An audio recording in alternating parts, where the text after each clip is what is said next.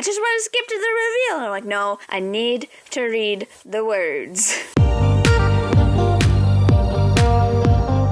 Thank you for joining the Escape With Me Book Club. Escape with me, Sam Reiner. Me, Danielle. Into our most recent read. Come with us as we evade reality and go into detail about a new book. We'll be covering the book from beginning to end, so there will be spoilers. Today we are going to Earth and Luna once more. For the last time, maybe, question mark? Probably question mark. Published January 31st, 2017, with a second installment coming January 30th, 2018, Wires and Nerves is a graphic novel series that comes in 2 volumes. Returning to the world of the Lunar Chronicles, this time as a graphic novel, we see what happened when Cinder abdicated her throne, taking place after winter, but before the final story in Stars Above. But does the change in format enhance the story, or is it a trendy misstep? Do you want an answer?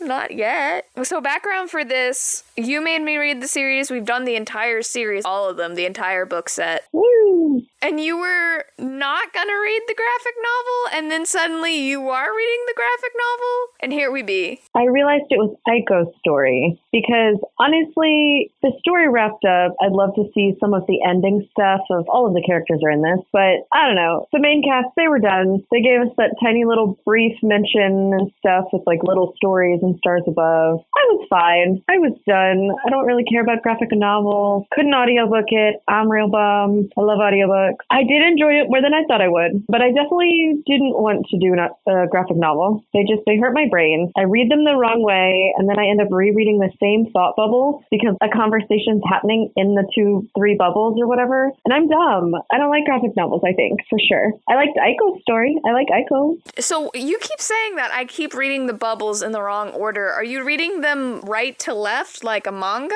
Or what does that even mean? No. Okay, so Aiko and Cinder have a conversation in one little whatever thing. Yeah, the bubbles go back and forth, yeah. Yep. Nope. My brain's like, nope, let me see what Aiko has to say, the whole thing. And then I read what Cinder has to say, the whole thing. And that's not how that works. And I know it's not, but I can't stop myself. Have you never read graphic novels or comic books? Literally never. This is my very first. Wow. Maybe one in like junior high school to impress a boy, but no. I thought everybody went through a graphic novel phase. No, for sure not. I even almost picked up that, because I'm pretty sure there's a Twilight one, and I didn't do that either. There is. Yeah, but that was literally, I think, the one I was going to maybe do in high school, and then didn't. That's so crazy to me, because I grew up reading Archie comics. You buy them in the checkout at the grocery store. You don't do that anymore, but I grew up reading comics, and then I branched out from different comics there, and then I definitely went through a graphic novel phase in middle school where I read every graphic novel I could get my hands on, and then I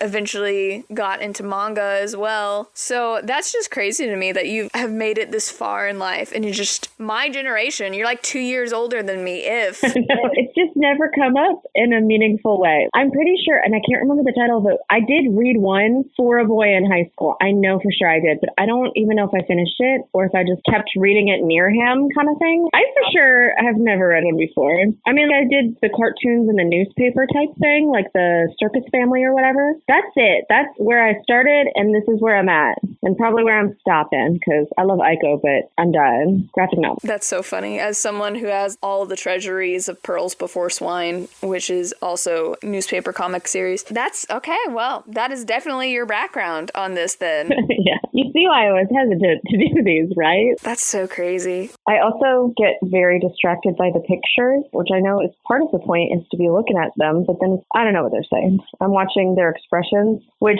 to be fair, graphic novels are adorable, like the little chin smirks and the slightly eye movement. Chef's kiss. I do appreciate that. I'm sure the illustrator would be very happy to hear that you liked staring at their artwork. Yeah, it was a lot for 2 books. Combined about 500 pages. Yeah, but only like 100 pages of plot. There's so many pictures. Well, to kind of get this rolling, age level, this is a young adult, and content warning is super short. Because all we really have is blood, but it's blue, so it doesn't even count. You know, alien blood, they make it green, suddenly their rating goes down. It's fine for kids. So technically there's blood, but like I said, it's not the color of blood. There is murder, and there's graphic violence, but the graphic violence is usually towards androids. It's it's very android hateful. So, still pretty light, and then there is kidnapping, which is just like a whole thing. But yeah, super short, super easy. It makes sense. This is a graphic novel for children. Well, not for children, for young adults, like I said. But very, very clean, very easy, nothing too bad. Judge a book by its cover, though. Immediately, I saw the cover and I knew it was Aiko.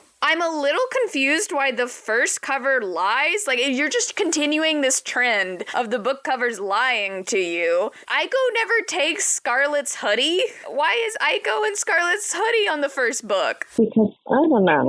It makes no sense to me. I was very confused having read the book. Why lie? The second cover is great. It's exactly what you should expect. It's Aiko and, well, if you read the book, then you know it's Kinney. But Aiko and a dude about to fight off some wolf people. It's honest. It's real. It's just, I don't know. Maybe it was evocative, but I also didn't understand why they went out of their way. The entire book, everything is blue, which I have some questions about, but all the pages are blue. When I've read graphic novels previously, a lot of times, and this happens in manga too, a lot of times the beginning of the chapter will be in color and then black and white for the rest of the pages. But I've also read graphic novels where everything was in color. I think that's becoming more and more popular as publishing houses are putting more and more money into the graphic novels. So I was really confused why the first book had blue and red on it, and then the entire book is blue. The blue also confused me because all these people look very similar, especially when they're in their uniforms.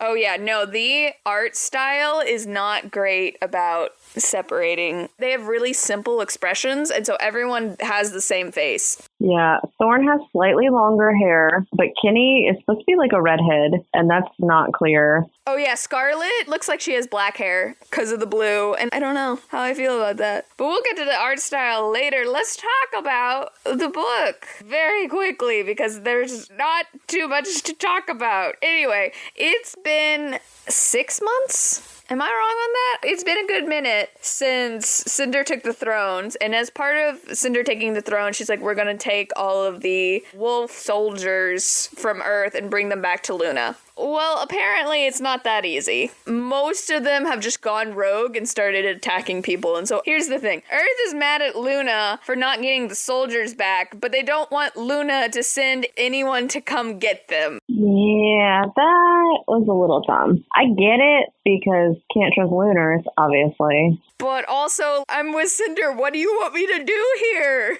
Well, and especially at the beginning of the first one of this, not that many people have gotten the implant, Lingaren's implant, that helps humans not be controlled by Lunars. By the end of it, it does significantly, most of the world is implanted. But okay, well, you don't want to use the thing that can keep you from getting manipulated. Also, can we talk about manipulation real quick? Because Cinder, I guess, forgets she has any powers. Really, though, this entire book. So Winter gets the implant, and we get to know, hey, it totally works, which is nice. You learn that in Stars Above too, but still good to know. Winter's doing good. And then you learn that Kai got it as well, and so he's one of the first humans to get them, and then they're making a plant to mass produce them so everyone who wants some can get it. But yeah, Cinder doesn't have one. I mean, she has one, but it broke because the doctor broke it. But the entire first book and 3/4 of the second book, she just doesn't use her lunar powers. And then at the very end, she's like, haha, I didn't want to use these, but here are my lunar powers. Yeah, I definitely thought she got, which she didn't. She did not get the implant, but with how boring and toned down and not using her gift, and of course it's a graphic novel, you don't really get the insight like you do from the actual books with a lot of thoughts. Yeah, you don't get that internal monologue. Yeah, you don't get the internal monologue, but she doesn't seem to have powers. Winter is not crazy, which it wasn't gonna cure her or anything, but she has like one moment when she's singing a song in the two books, and that's it. And it's okay, but her whole life has been crazy and manipulated and this big old thing. Like, that doesn't just go away.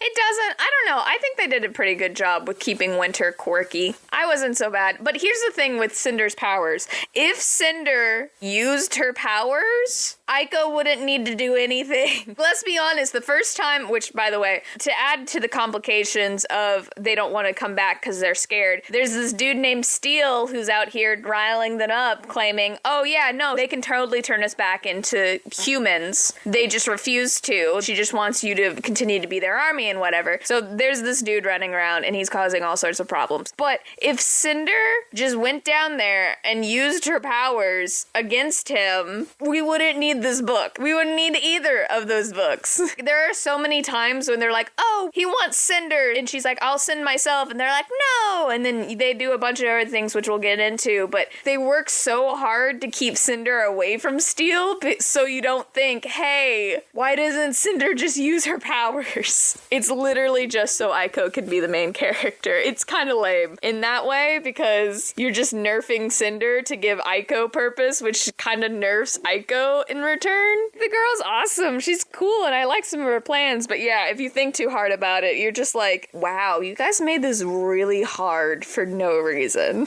Also, Cinder's plan is to send one single android. To be fair, it's Aiko, and she's fantastic. But to take down all these random lone wolf soldiers. And it's only like a month in that Cinder starts to worry about her safety. Yeah, Aiko's great, but she didn't do a crazy ton of combat. No, she didn't. And she got disabled almost every time she did something in the book series. Her track record, it doesn't make sense. Also, androids are 100 a dozen. They could have sent Aiko with like 2 or 3 or 5 androids that also could be trained. Seriously, you're not telling me there aren't combat androids? There's totally combat androids. If there's companion androids, there's definitely fighting androids. Don't tell me. Yeah, because that's the thing. Aiko's by herself. She does all this stuff by herself, and then all of a sudden Cinder's like, oh no, you could get hurt. So she sends Kenny? The guard who hates her. The guard who hates Aiko is obsessed with Cinder. And she's like, I need someone I can trust. Kenny! What has Kenny done? Kenny didn't do anything while fighting. During the war, what did Kenny do? Kenny lied about Aiko so Aiko could get out with Winter. And then he kind of showed up at the end to let Cinder in a door. That is all we have of Kenny. So true. But he's hot, though. But, oh.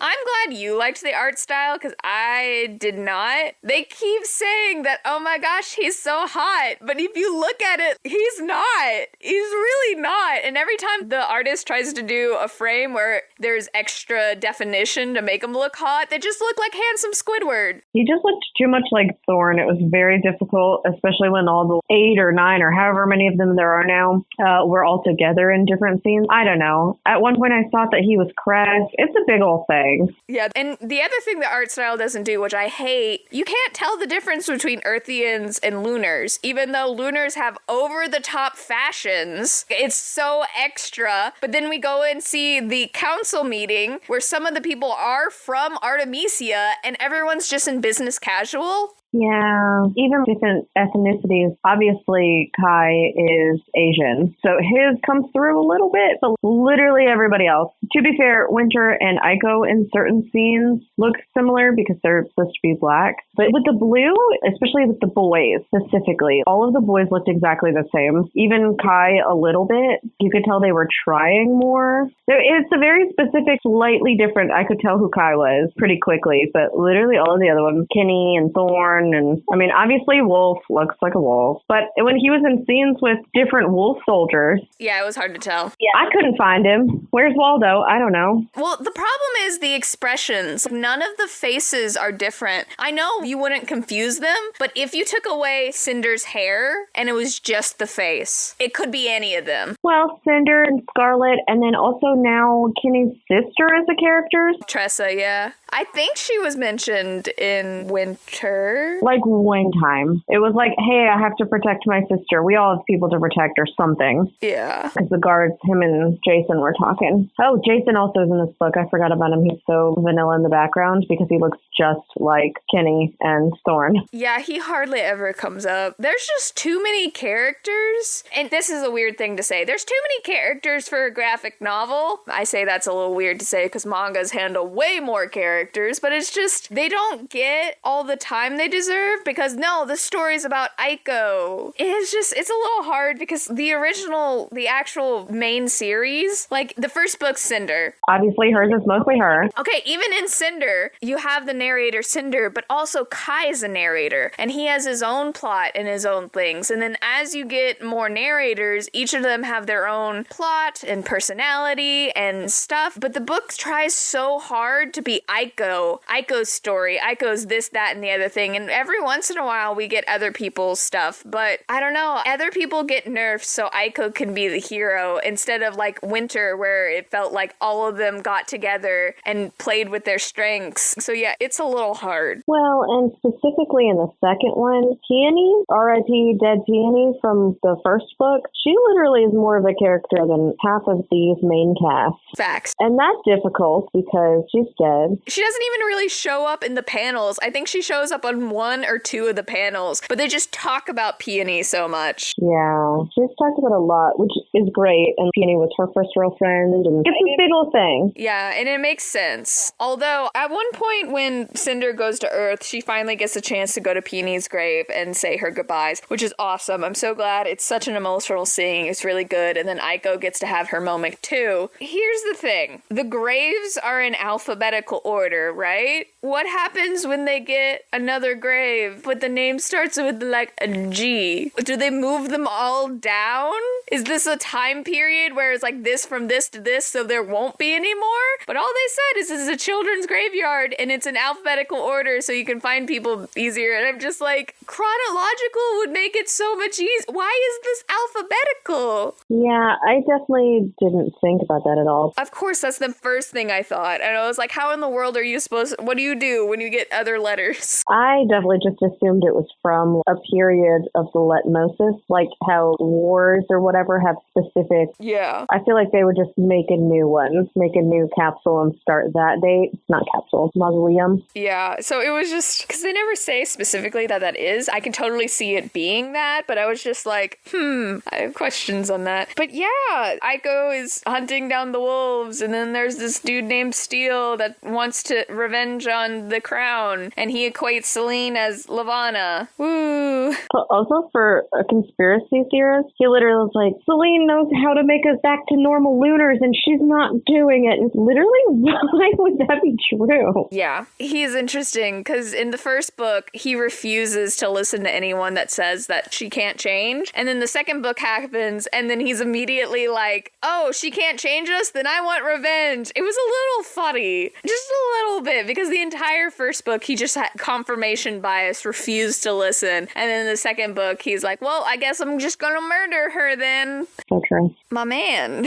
I really expected his wolves to at some point overthrow him because he is unhinged and cares about none of them. There was even a point in the second book where the final whatever happens and Cinder points out, the only one calling any of them monsters is you. To be fair, the wolves are so used to needing a leader, needing a thaumaturge, that, yeah, of course I'm going to follow you. You have an idea versus being alone and having to, I don't know, get taken down or be sent back to Luna. Still, not a great plan. The wolves past the first chapter, well, maybe the second chapter too, but past the very beginning of book 1, none of the other wolves have any personality. They're just drones, basically, to do whatever Steel wants. You kind of get a little bit of personality, and then it's just gone. The only personality we have is for Steel and for Aiko and for freaking Thorn.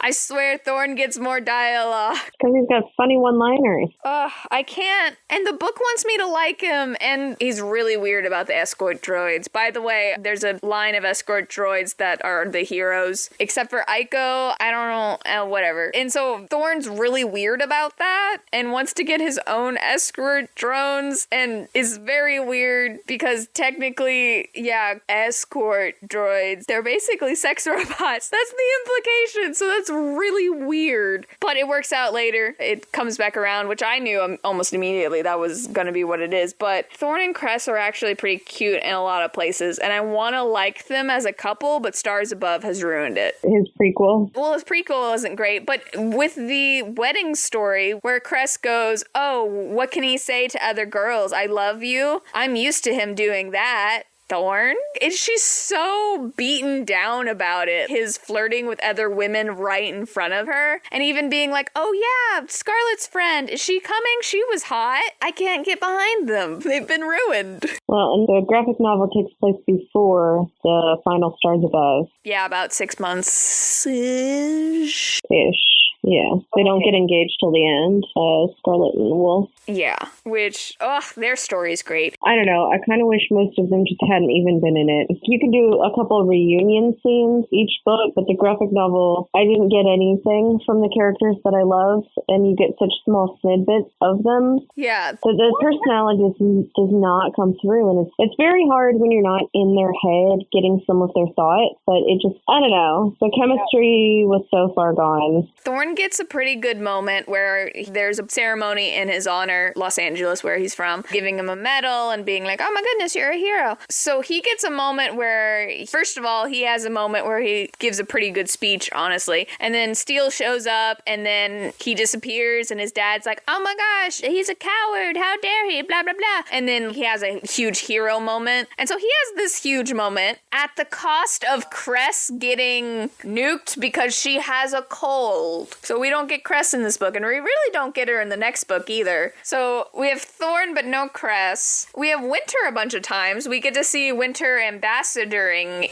Yeah, and Jason's in the corner. Jason's in the corner. I think he has 1 or 2 bubbles in both books. Yeah. I literally kept forgetting if he was Kenny or not, because they also only mostly kept talking to each other, because Aiko and Winter are very best friends, I guess. Aiko's best friends with everybody. To be fair, of course. Also Winter. So I feel like she picked her favorite from the pairing and then ignored the other one. Yeah, there's not a lot of romantic dynamic. No. And you either get Cinder or Kai because they're split apart, but as soon as they're together, you mainly still get Cinder. Which is fine. Which is fine, but it's just like, as soon as any of the couples are together, I feel like you get one or the other. The only exception to this is Scarlet and Wolf. Wolf wants to propose, but he feels like too much of a monster, yada yada, you know. And so Steele shows up and is like, hey, Wolf, you should join us because you understand how she works and whatever. Steele shows up at the farmhouse. Wolf walks outside of the farmhouse, and then Scarlet grabs her shotgun and is gonna shoot these people. So Wolf closes the door and holds it so Scarlet can't get out, and they talk for a little bit more, and then Scarlet just uses the window.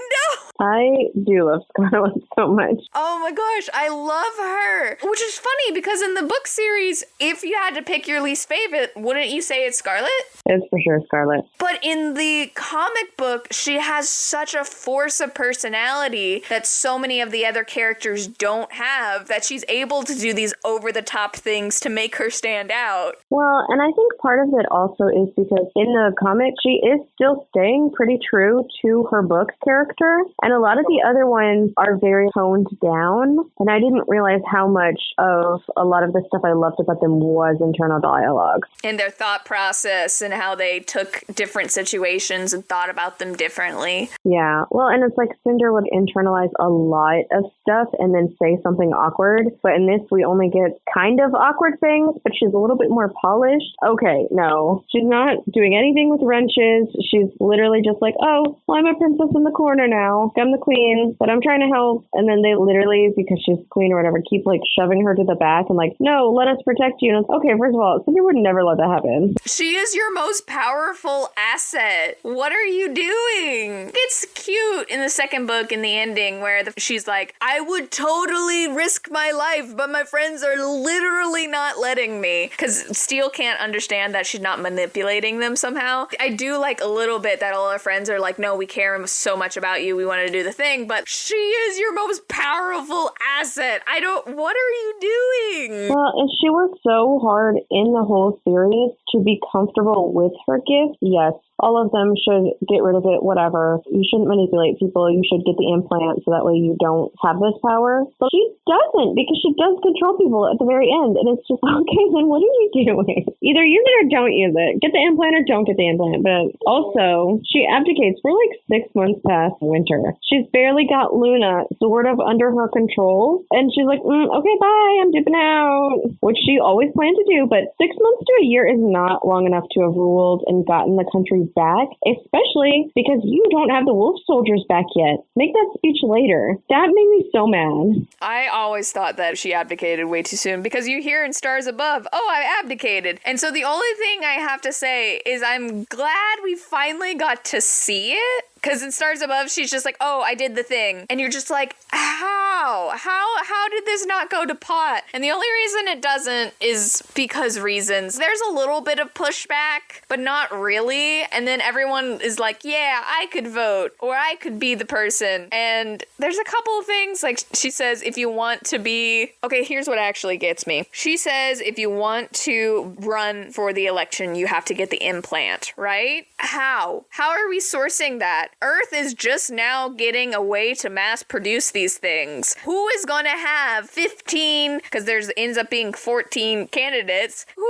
has 14 implants just laying around? What? I feel like they would just ship them to Luna. But they just started. Yeah, that part doesn't bother me at all. I have logistics questions that will not be answered. The moon is such a short trip. In our favorite rocket ship. Okay, fine, whatever, we'll go with it. But... Oh, one of the two main candidates are Winter, who doesn't want it, and for some reason, Jason's dad. Garrison Clay. You know what sucks? What? Garrison's a way better character than Jason. Jason is nothing, especially in the graphic novels. Oh, he wants to apply to Earth Medical School. He is so cute in Scrubs, though, with Winter by him. So cute. But why Earth Medical School? Lunars are pretty advanced. I mean, do they have medical schools? They have scientists that are crazy. They have to because they have doctors. I don't know. I was so confused why he was specifically choosing Earth Medical Schools. I mean, I wouldn't want to live on Luna if my whole life was terrible. And Winter definitely needs to stay mostly on Earth. Yeah,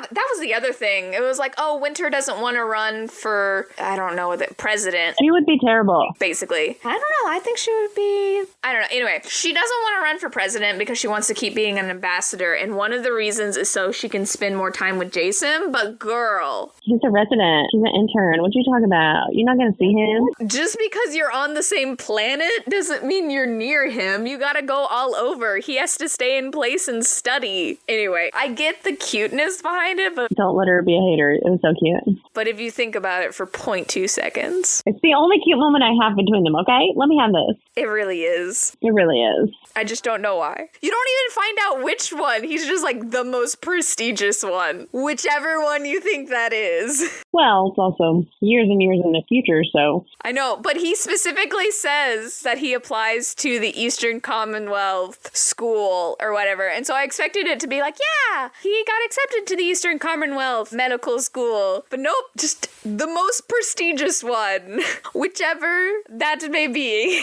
I thought it was kind of funny. Ooh, girl, you think a little too hard on these. It's so funny, though. Oh my gosh. Anyway, the first book is a lot of setup. We've basically told you everything in the first book. The first book was 2 pages long. The one thing that gets set up in the graphic novels, and I don't know how I feel about them, and it changes from the first book to the second book, I feel like, because the first book, Winter brings up that when the wolves get taken back to Luna, they go on trial for their crimes, right? And when Winter's talking about it, it sounds like most of them are gonna go to jail. And some, like the ones that helped them on Luna, you know, the ones that were never sent to Earth and forced to commit terrible acts in the first place, are being rehabilitated. But when Cinder talks about it in the second book, it sounds like most of them are being rehabilitated. Which, I mean, they should be, but... Yeah, because someone points out, I think it might even be Thorn, because she's like, oh yeah, they're on trial. And he's like, they're on trial? The people that were, first of all, physically manipulated and then mentally manipulated into causing these terrible acts against any free will that they might have? Those people? And I get they committed crimes, they need to pay for that, but it was just like, that feels... How about your thaumaturges? Yeah. Put them on trial. They also feel like victims in this, especially since the second book is all about Wolf, who feels like a victim in this. Yeah. I mean, there were instances that we see in Scarlet where Ran and Wolf, like, they're doing their own thing and then come back. So if you could prove that they didn't have a thaumaturge with them, manipulating them, then those could be considered acts of actual crime. I don't know. But it's such a gray area because so much of that was very quickly, and all of it was like Levana's control. And if you were given the order, but you don't have your thaumaturge with you, is that still a crime? And so that's what I expected Steele to turn around when she's like, hey, come back, we can rehabilitate you. I expected him to rail against the fact that you are putting us on trial for actions that are not our own, or intentions and actions that are not our own. We are literally physically and mentally controlled by these other people, forcing us to commit these heinous crimes. So I expected him to go for that angle, because it'd be like, yeah, that's a little fair. But nope, he just goes straight into delusion. I think the author forgot about it from the first book. Honestly. Never mind. People didn't like that one as much. Well, because in the second one, it's very clear, like, oh, they even show, like, little scenes. Yeah, they're going back with their families, some of them that we could super rehabilitate, and you see a scene of a clearly wolf man with some normal lunars. Yeah, because I could totally see, for example, if you wanted to actually be like, hey, these are actually your crimes, I could totally see whatever lunar subjects that went back, figure out what happened and rehabilitate them, put them back. And then the people that stayed and kept murdering people, those would be great people to put on trials. And so it was a little weird when Cinder was like, hey, no, guys, we can rehabilitate you. We can get you guys back to your family and your lives. And I'm like, these are the people that are actually committing crimes. Still active. Of their own volition. They went rogue. They're running around. They found this little pack. They're actually murdering people without any thaumaturge. And so it was just so weird. I don't think that was thought out very well. What happened to the plot of the movie? You see what that means? But that sounds about right. Oh, gosh. So the end of the book is basically Kenny is joining Aiko, and they hate each other because Kenny thinks it's weird that she's an android acting like a human and everyone treating her like she has emotions and stuff. And Aiko being like, stop being a jerk. Yeah, I think they were trying to make this one a enemies to lovers. And it just falls so flat because he despises her for literally who she is. To such a prejudice that it's like, okay, but if you're a racist and then you suddenly decide that you like this type of person, I'm not going to forget that you were a racist this whole time. It doesn't feel very natural. And they really try to give them moments and inner dialogue and have chances for Kenny to be like, maybe I'll rethink things. But it just feels like he changes so fast. And then Aiko is the one that becomes over the top. Every time in the beginning, he's terrible to her. And so she gets really sensitive about anything he says. And then there are two separate times in the second book where he does something and she's immediately like, oh, you're just being a jerk again. And he's like, no, actually, I had innocent thoughts. I wasn't thinking about how you can't drink things. I was gonna see if you wanted a refill. No, I don't believe you for a second. I bought it. I am a sucker. I don't care. No, it was so cute because he was slowly... But it's not that slowly. No, it did come out of nowhere that the actual change happened in the second book. But also, in the first book, she springs a kiss on him. It's so funny. Adorable. That was so funny because they're arguing. He's like, hey, blah, blah, blah. And then Aiko just suddenly kisses him and he's like, what the heck? And she's like, all the net dramas, all the romance movies, all the Hallmark movies, all the romance books. This is what you do, is you kiss because you're just like so into each other. And he's like, no. You're a robot. Like, I am legitimately grossed out by you. So it's lame because he's being prejudiced, but it was a little funny because she kind of had a Cress moment there. Well, that literally is their only kiss. Spoiler. Yeah, at most you get, at the end, I'm his real date to the ball. Okay. There were some cute, awkward moments when he kind of asks her out, but it literally takes her dying or whatever an android, her personality chip gets broke in half, and then he takes it to Cinder. She's like, okay, she can't do anything. And then Crest to the rescue. Crest, who's not been in this entire book and is just suddenly there. She's like, well, actually I have a backup of her personality chip. Don't know why I got it, but I got one. No, it's so blatantly obvious that it's going to happen. When they go to the escort droid shop to get her new parts because she's been stabbed, one of the many times she's going to be stabbed, she goes there and she has an attitude with the sales clerk, and the sales clerk's like, oh, your personality chip must be misfunctioning. First of all, here's one of the problems I had with it. The sales clerk makes a big deal about if an escort drone has a bad attitude. This speaks poorly for all escort drones. All of our escort drones should be submissive, this, that, and that. No, you cannot convince me that there aren't people out there willing to buy an android that will step on them. I don't believe any of this. No, I totally believe they would have chips with different personalities. There are definitely people out there that want to be a little bit of a sub, is all I'm saying. So that was ridiculous. But that aside, she's so blatantly like, here's a fresh personality chip. And Aiko's like, no, I don't want that. And Thorne says, no, we don't want that. And Cress is like, well, I'll take it just in case. And it's like, okay, well, there's Chekhov's gun. So when Aiko's personality chip is going to be destroyed, oh, that it gets destroyed. Cool. Cress has a backup. Cress, I don't know if it'll still have her personality though. Puts it in, immediately has the personality. It was so cheap. I know. Also, there's a point where there was a typo, which is pretty bad in a graphic novel because you only have so many words. One point, Wolf calls her Serene. Oh, I noticed that one too. Instead of Celine. And then in the next bubble, he says it right. And I was just like, that's pretty rough. On the same page, though, is the thing. Same page, one box later. Yeah, that was a little rough. There was only one, though. So I'm gonna give it to him. But it's really noticeable in graphic novels when there's typos. Because I notice them because I read so slowly. Me too, because I'm reading it 4 times. And so most people will gloss over it in a regular book as they're going, as they're reading. But there's only so many words on the page, guys. Anyway, there's also this subplot of Wolf joining Steel. And maybe that would be impactful, except all of the friends are like, nah, he's still on our side. He's totally just being a double agent. Cinder was basically the only one who kind of doubted him. Cinder was straight up, almost immediately like, you sure don't? She had a good line, though, when she asked Scarlet, do you still trust Wolf? And Scarlet goes, I would trust Wolf with my life. And Cinder's like, would you trust Wolf with my life? It was like, oh, that's actually really good. So true. Cinder's the one about to die. But really, though, it was just like, oh no, Wolf has joined them, whatever shall we do? And then Steel's like, kill everyone! And Wolf's like, oh no, I have to show that I'm a double agent now. This would have been so much more emotionally impactful if the entire time, almost every other scene was, nah, we can still trust him. Yeah, I mean, Scarlet was the hardest defender, but also Winter, Cress, Thorne, everybody. Not Cinder, though.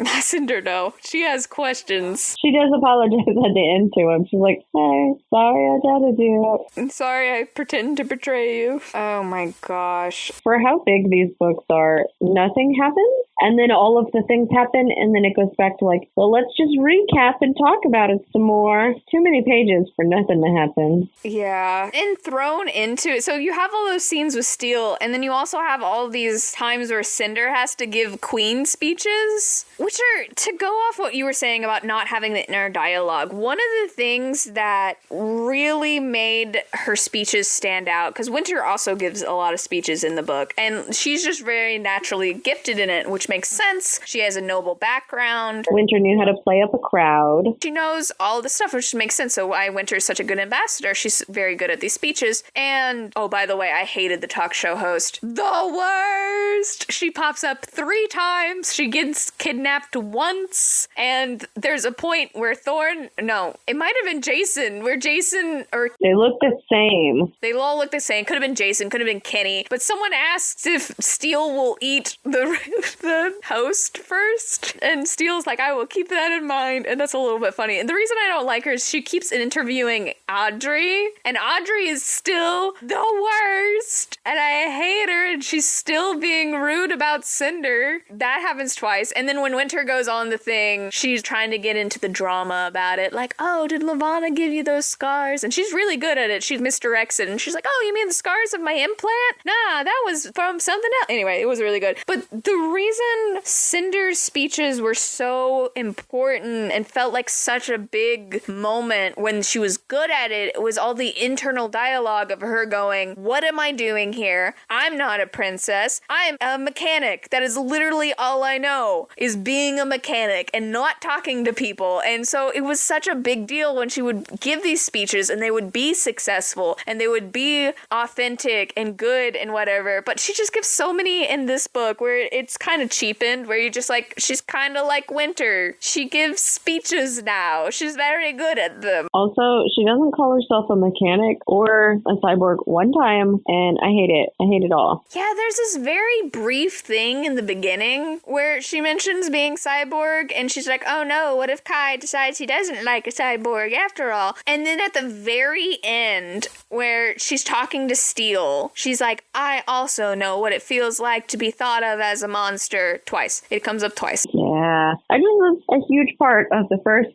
all of them. All of the books. Literally everything. But once again, if we focused on Cinder, then we wouldn't be focusing on Aiko. And this graphic novel has no way of balancing characters. Yeah. They do kind of side quest pivot a little bit into the different ones before they all end up together, obviously, because they're all going to end up together. But they're very brief. They're so brief. It's not enough. And to continue with Cinder's good at speeches now, there are several times where Winter will give a speech, and then later on Cinder will give that exact same speech. For example, the thing I brought up, Winter in the first book, oh, we're talking about trials. Cinder in the second book, oh, we're talking about trials. Winter when she gets kidnapped, oh, we couldn't possibly change you. Cinder at the end, oh, we can't possibly change you. They're not the same people. I know they have similar roles, but they're not, I swear. Yeah, I never thought that the author was losing the characters until the graphic novel, because literally they're all such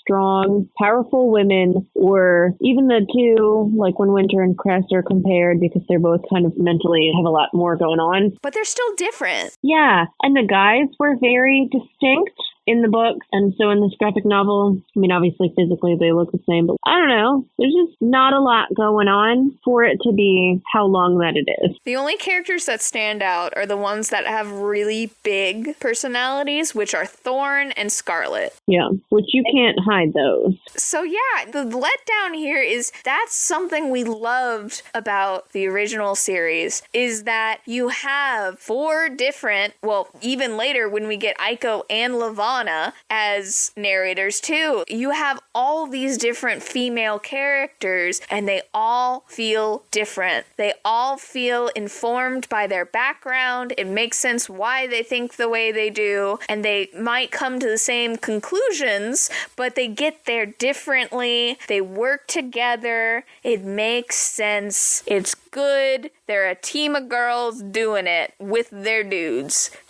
Not here. Yeah, the girl gang's pretty much broken up. I mean, they're all still there, but the powerful mentality, because they basically will just take an idea that one of them has and just run with it all together. But then, because the text bubbles are hard, so it's like, obviously, people can't all be talking all the time and having a lot of banter back and forth. I don't think there's a single thinking one either. It's all dialogue. Oh, yeah. I mean, Aiko has a few of those, but it's very, here's what happened on Glee, and then she explains what they've been up to. But it's not very different from the dialogue. Like, one of the times she does that is, yeah, I know I'm not a real person, after having an entire scene where Kinney talked about how she's not a real person. It was like, why are we recapping what we just did here? Yeah. Oh, also this book continues the narrative that Levana forced Jason to be a guard, even though in Stars Above we learned he chose to be a guard because Winter almost threw herself off her balcony in a hallucination. Yeah. He does it to protect her. Levana didn't do that. Yeah. So it was a little bit funny because I felt like she wrote that and then she was like, well, I don't like that actually. I take it back. The graphic novels came after Stars Above, right? Yeah. Okay. I thought they were the newer. Yeah, so that's why I think it's so funny that it did retcon that again to go back to, oh no, Jason was forced into this. I mean, it was still forcing his hand, but it wasn't like a, hey, you have to. It was like, nah, if you want to protect this girl, nobody else is gonna. To talk about the art style a little bit more, there are several times where the illustrator forgets what Cinder's hair's doing. Like, she wears a ponytail a lot of the time, but for example, when they're visiting the graveyard, she has her hair straight down. It's up in a little clip in the back, but it's not even like a half up, half down. Like, it's completely down. Straight hair that goes about to her back. And then in one of the panels, she has a ponytail again, and then it goes back to her having straight hair. And that's happened a couple of times. And I'm just like, how did no one catch that? I don't know. They probably thought it was Teresa. I don't even know. Teresa does look a lot like Cinder. That is facts. Yeah. And a little bit like Scarlet. Scarlet has a little bit of poofier hair, like kind of curl things-ish happening. I don't know. I still don't understand why everything's blue. And I know not everything's red, but I would have rather them do like white and red than just all blue. Because the thing with red is Americans get stressed out by a lot of red. That's why Target toned themselves down. So I understand why the whole book isn't red, but red is a way bigger color in the series than blue is. I don't know. I still don't like the blue. I would have rathered a black and white than everything is always blue. Like you said, it makes it hard to tell people apart because suddenly everyone has black hair. Yeah. I was trying to remember what Cinder's supposed to look like because she genuinely looks so much like everyone else. Everyone has the exact same face. And it's very expressive, but it's still like a stick figure face, you know? I don't know. I'm not a huge fan of the art style, honestly. Winter gets kidnapped, we've mentioned. So they have to go to the desert town from book 3. Farafra. Yeah, Farafra. And this was the part where I knew it was up. Aiko's like, oh, you have to go because otherwise he'll kill all the hostages, but you can't go. And Cinder's like, what are you doing? And then the chapter ends and I'm like, she's gonna go use that escort droid that looks exactly like Cinder. And she did. And she did. Which is good on Aiko's part. That was pretty good, but a little bit. I don't really feel like there's a twist in this entire book. Yeah. I don't think there was ever a moment where I was like, especially because they pull this and then later they're like, here's a whole ball full of fake people. They're all androids except for Aiko, who is an android, but they're all fake. That one did get me only because there was no foreshadowing. They were just like, hey, let's cancel the peace celebration because obviously this doesn't work, which a little funny. Can we talk about how every single time he's so consistent? He'll walk in, he'll give a big speech, Aiko will kick his butt a little bit or his lackeys a little bit, get the upper hand, and then he just books it. He runs every single time, which is another reason I was surprised that his pack didn't turn on him because he's a coward. But it happens at the ball, it happens in the desert, it happens at the other ball. Yeah, Steele's not a good villain. He runs every single time. Anyway, this is when her chip gets destroyed, which at another time he cut her wires and she couldn't see and whatever. So he destroys it, except, oh no, they fix her, because of course they can. Duh. Kenny does have a good moment where he's like, sad. He's sad. He's sad boy. He's so sad. Oh my gosh. But also it doesn't last that long, so Yeah. Well, it's like he literally tells Chris, yeah, Aiko's the only android I know. Well, then why are you treating her like trash? You weren't injured by an android. You weren't, I don't know. Honestly, the best thing about her getting a new personality chip is she doesn't have any memories past LA. And I'm like, good. She doesn't remember all the crap Kenny has put her through. To her, she's confused why Kenny's there in the first place. They have to be like, oh yeah, Cinder sent him. Does she remember their kiss or not? No, she doesn't remember anything past LA. And Kenny joins her after she splits up with Thorne and Cress. I thought she kissed him on their ship. Well, she did. It was like on the way. Maybe he showed up a little after. But no, she doesn't even remember Kenny showing up. That was the only good moment. Yeah, I'm a little glad the meanness went away. Like, she doesn't remember because she got very sensitive about it. It was a whole thing. But a little bit, it's like, it takes away the cuteness because they don't really get over that fact. She just literally forgets he's a massive bigot. Yeah,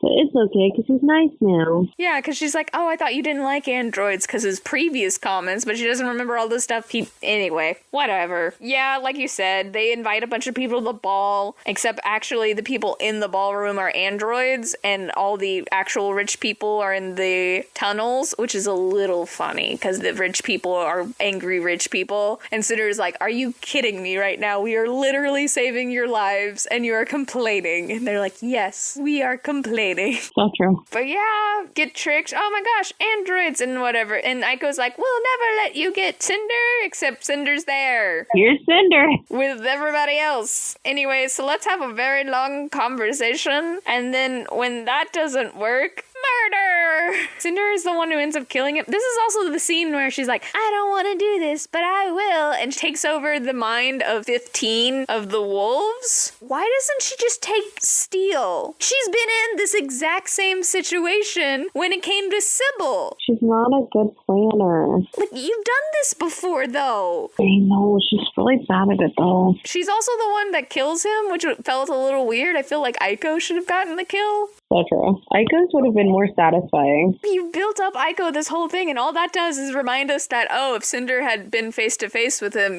a book and a half ago, we could have solved this immediately. But no, we gotta put baby in the corner so Aiko can shine. Also, for how obsessed Kenny was with serving Cinder and being loyal, he immediately is like, nah, I gotta save my sister first, which Cinder doesn't fault him for, but he's just like, man, I shouldn't have done that. I should have let my sister die so I could protect you. She's like, no, that's what makes you human. And for some reason, he decides that nature and DNA is basically like programming code. Which, no duh, that's what everybody's been saying this entire forever, dude. I don't know why this suddenly made sense to you. He got boy brain. I don't even know. He's stupid, but yeah, so woo, we did it.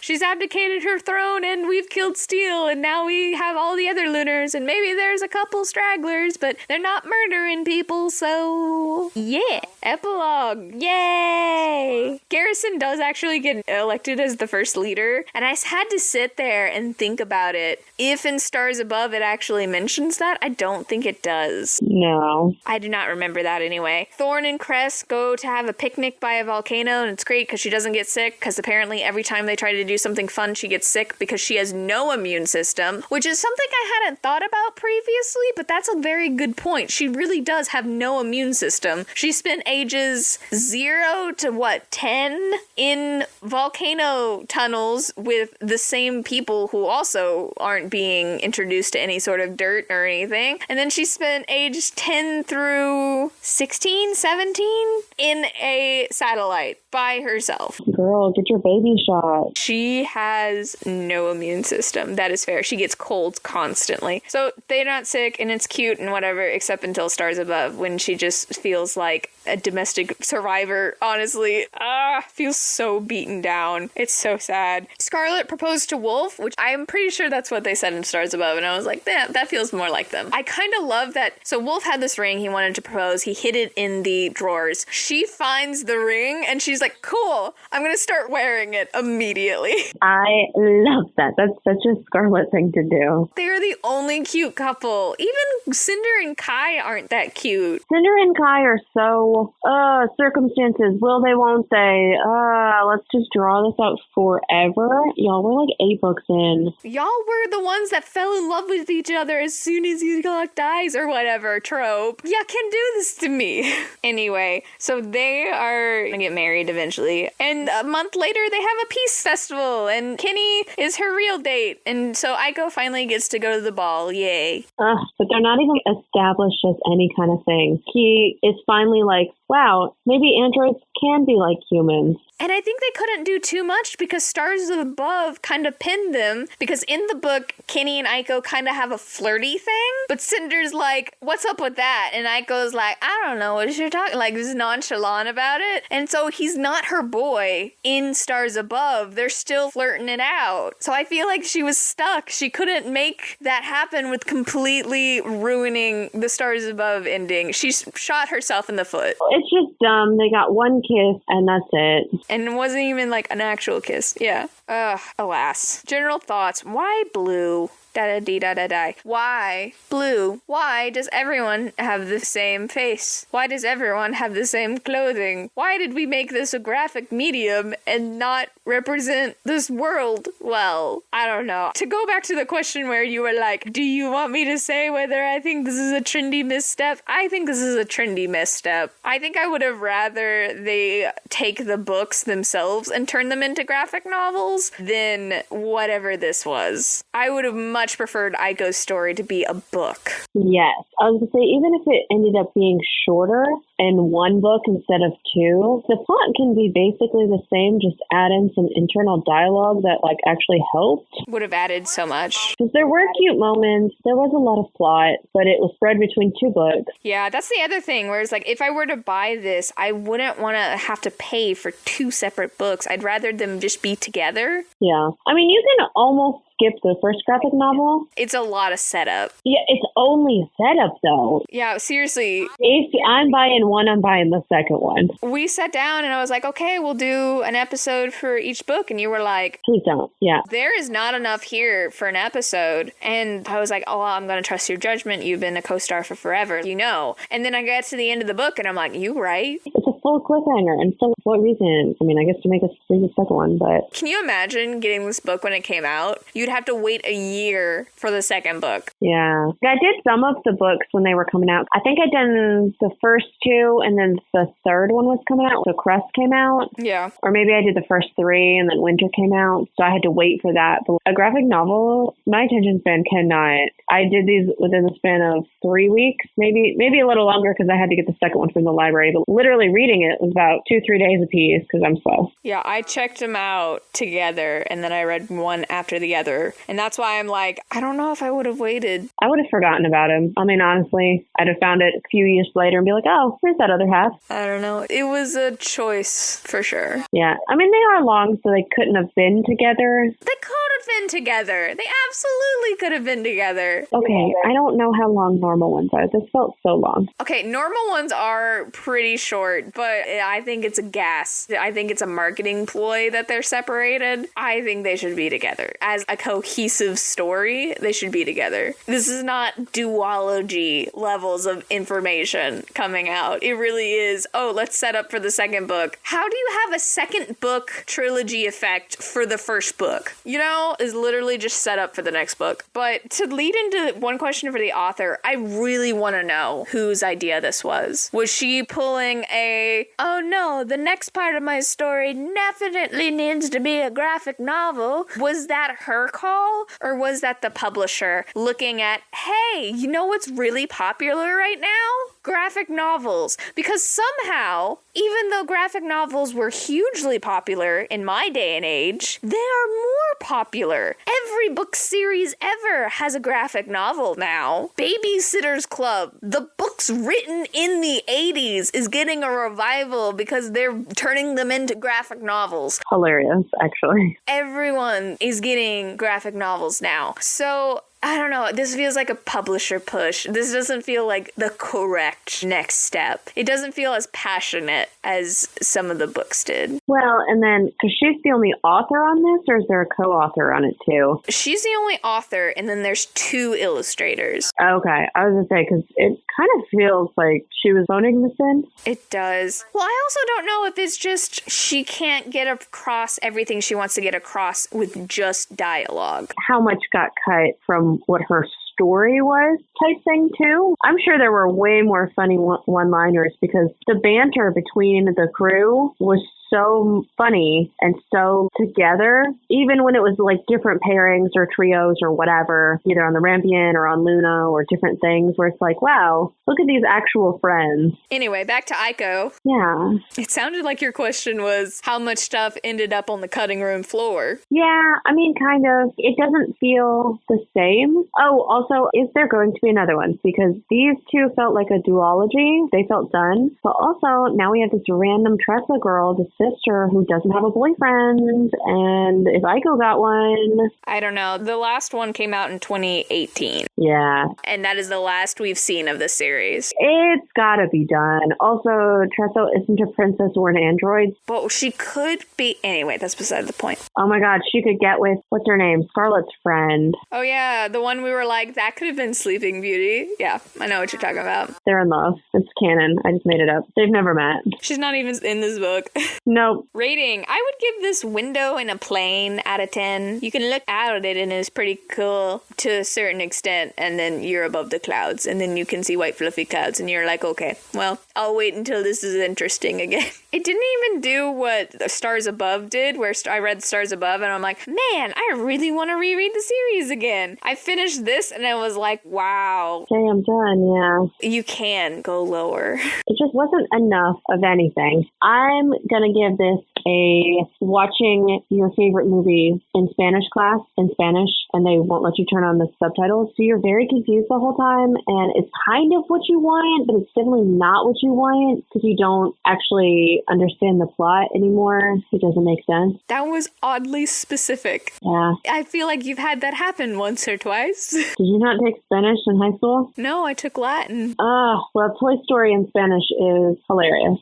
Note to self. Okay. It did happen multiple times, though. Read again. I put maybe, and I put maybe right after I read it, but I don't want to buy it. The library had a copy of both of them at my library, and my library has like 12 books, so... Yeah, and so that's how I got this, but it's just, I would buy them together. I would not buy one and then buy the other. I don't like it. I protest. And you'd have to make sure they're the same size and the same fonting together, because sometimes people will do... I assume that they'd be hardback. I mean, that's the only ones I saw was the hardback ones. To be fair, though, libraries always pick the hardbacks. But you wouldn't want to get a paperback of one of them. You won't. No, for sure. You have made that very clear. I don't think graphic novels are for me. It's fine. We all have our things. I love Aiko, but somehow it was too much Aiko and not enough Aiko in this. Yeah. So, like I said, this came out in 2018. We haven't really heard anything else since then. So we're just going to go ahead and talk about our favorites of the series. And I have mine. I've thought about, and you can think about it for a second. So my favorite book is Cinder. Oh, me too. Okay. Followed by Cress. Same. And then Winter. Yeah. You're the one who always says Cress is your favorite. I do.